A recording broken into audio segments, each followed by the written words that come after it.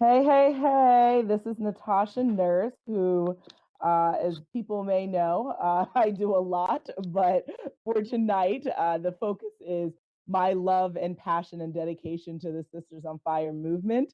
And the movement is both in person and online. And tonight, I'm really excited to have a really open conversation with the extraordinary AhDream Smith, who was an actress and a director for Sisters on Fire. So, hey, hey, hey, how are you? Hi, I'm doing fine. Thank you for having me. Absolutely. So, first, I guess just tell me, I don't even know if I know everything that you do. Oh my goodness, Natasha. Yes. Well, I would consider myself a jactress of all trades. I'm professionally, I have a background in the advertising marketing world. But in regards to just the creative performing arts space, I sing, I take photos, I dance. I just, for me, like performing arts has always been a way to, I don't know, reimagine and redefine what my self expression could be. And so it's like, why not try them all? Why be limited to just one? Absolutely. And how did you kind of get acquainted with the Sisters on Fire play and movement? Sure. So about a year ago now, I just came across the the audition call. I think it was on Backstage, and I was reading the description, and it really caught my eye, like an all Black American cast, female writer. It was new to me. Since the production, I've come across a lot of women of color who are writers, specifically Black women. But at that point, it was the first that I had ever come across it. And ironically, I had a friend who lived not too far from where the auditions was happening, and I was just like, I'm there. Hmm. And what was that first audition like? It was, it really felt like the graces because I was a little turned around, and at that time the weather was a little crazy. It was like snowing out already, and I like barely made it by the cutoff. I think I was like the second to last person um, that the director and producer saw. But once I got in the room, it was like being in the presence of like your sister. It's just like good company. I didn't feel um, any negative energy, or it was just a great space to be in. It was a great audition. I enjoyed the process. Awesome. And how would you describe what Sisters on Fire is? Um, I think you said it best earlier. It really is a movement. I mean, outside of the production itself, I see it as an ongoing narrative of how the female Black experience is constantly evolving and developing in the United States, and how fluid it is, especially when you start to look at the diaspora as a whole and like what that means for women, not only here but globally. Mhm, mhm. Absolutely. And, as a woman of color, how I guess, how does Sisters on Fire affect your narrative, and how do you relate to it? Um, it was interesting because I mean, given the different women who show up in the production, ironically, I felt an affinity to all of them. Um, the young lady who, woman four, the young lady who's in college, even though my background isn't directly identical to hers, um, just having this sense of naivete prior to going to college about what all the social injustices around being Black in America were. Um, Mhm. and just all the complexities that existed around that. Being a woman too, and you know, having the opportunity to work in corporate America and kind of have this sense of quote unquote making it out. But what Mhm. does that mean for going back and giving back and paying it forward to the other people who haven't yet? And my family was born here, and so I don't have a direct immigrant relation connection. However, having had the opportunity to travel the world a lot, you know, I, I think you you empathize and you learn how to reimagine putting yourself in other people's stories. And so, ironically, even though all these women are very distinct and very different, I felt very connected to each and every one of them in my own way. Mhm, mhm. I agree. I think that that's what's really beautiful about the play. And if people want to know, they definitely need to go to sistersonfire.com to learn about the different characters and what the narrative is made up of. But even if you don't necessarily fully relate to one of the characters, you can kind of see yourself in each of the characters. And I think that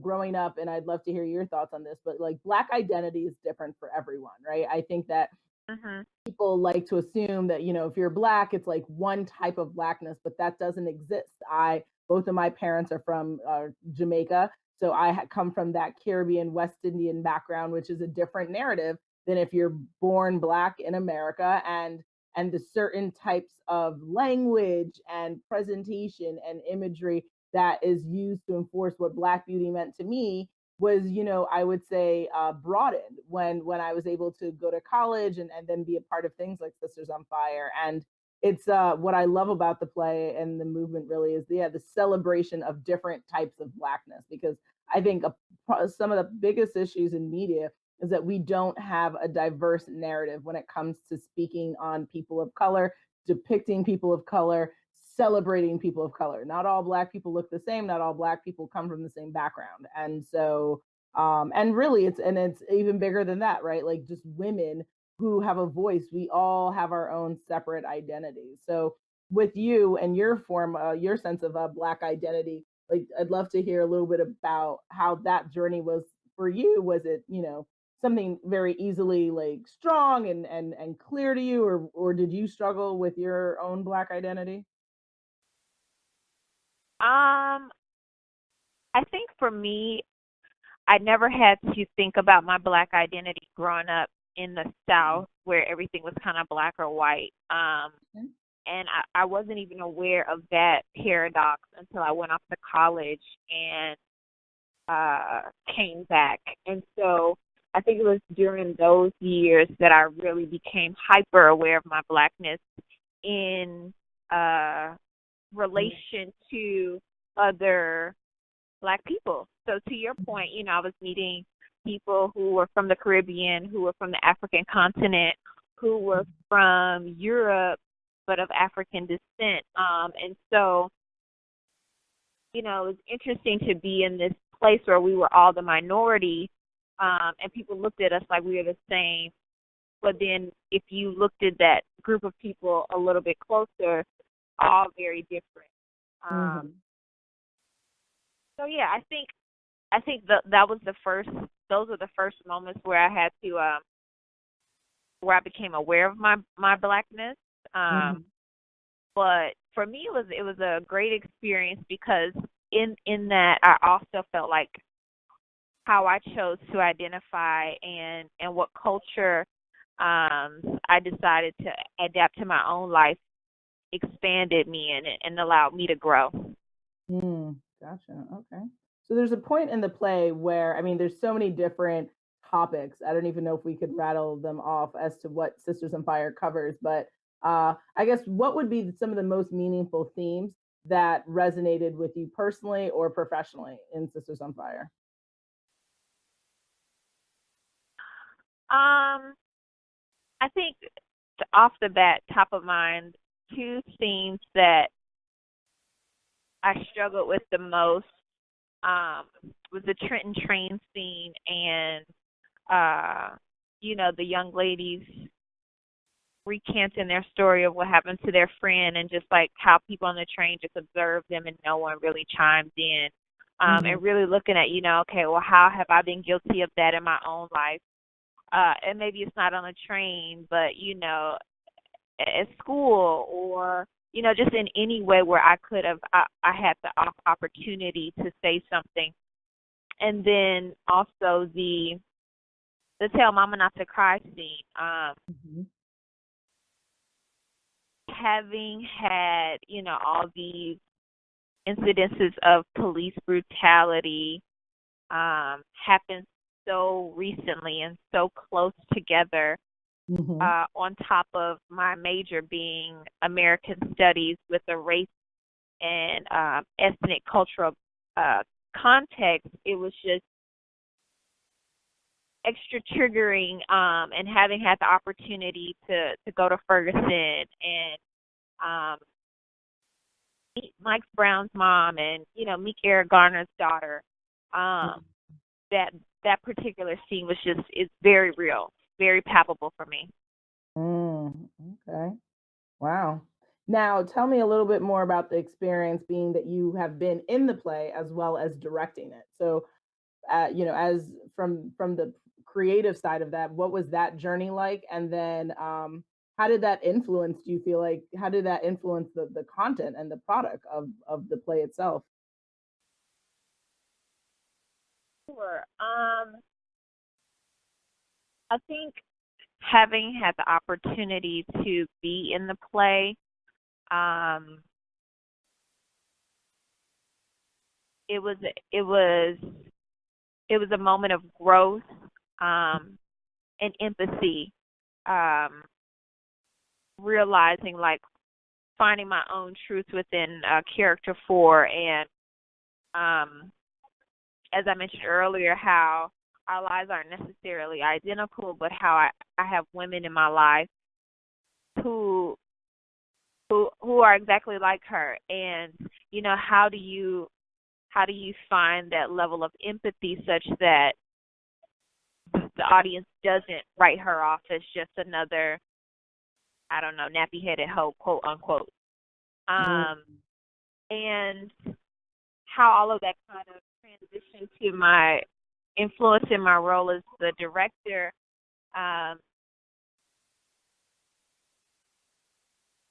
I think because having had those personal experiences with the different scenes, I just saw a different vision, and I think that's why you can have shows go on multiple times and have various directors, and each time the show has a different feel, a different taste, because each one is bringing their own vision. And so, having been in the production, I just saw it in a different way, and I think having the insight of how it works mm, just absolutely. further enhanced what I saw was possible. Absolutely. Great. Okay. So now, I don't want to limit the amount of words you use, but like, okay, speaking to someone who maybe has not seen the play or is unfamiliar about Sisters on Fire, what would be your PSA to them? Um, Sisters on Fire is a production about the female Black experience in America, and whether you identify as a Black woman, as female, um, it's really a story about humanity. And Mm, I think if we all just had a little bit more of that in the world, things could be things could be different. mm, absolutely. Okay. Now, being that you are a real world sister on fire, what are some of the things that like, either charities or activism things that you're a part of currently outside of your work that you've done with the play? Sure. One of the biggest organizations that I contribute my time to at the moment is Art Girl Army, Mm, and it's a online group, a secret face group at the moment, of women all throughout the world, all types of artists, from visual to makeup to like however you choose to define your art.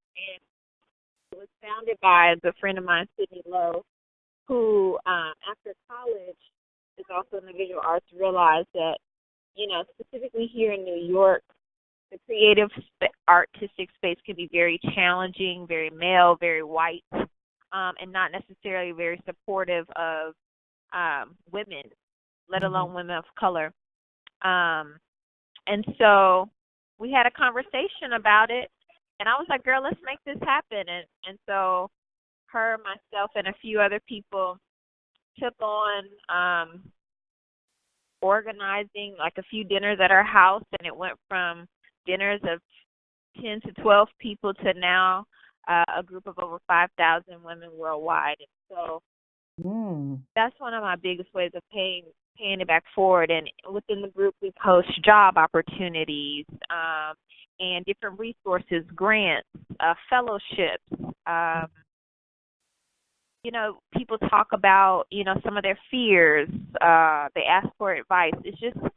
It's a tribe within a tribe that I think every artist needs, because Mm. being an artist is a very vulnerable thing. Wonderful. Okay. So where can they go to find that? You can find more information on the website artgirlarmy.com, Okay. and Great. we actually just had a article published by the Cut magazine. So if you just Google Art Girl Army, you'll Hmm. see you'll see that article. That is awesome. Great. Okay.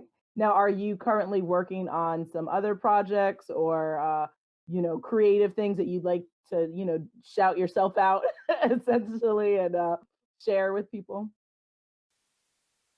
At the moment, I'm not working on any particular project per se. I'm working on creating a next chapter in my career. Hmm. But that's the biggest thing right now. In January, I might be doing a reading with this production called The Talking Cure, which is Mm. about this psychiatrist and his patients and how they invade his space. And I'm one of the characters in that. That'll be January 18th. But more news to come on that. Okay. Very cool. So if people want to get in touch with you, if they want to collaborate with you or kind of learn more about your expertise or just, get to know you on a greater level, what's the best way for people to find you? They can just go to my website, ahdreamsmith.com, and send me a message. So that's A is in Alpha, H is in Harry, D is in Dog, R is in Ralph, E is in Edgar, A is in Alpha, M is in Mom, Mhm. Smith.com. Awesome. Perfect. All right.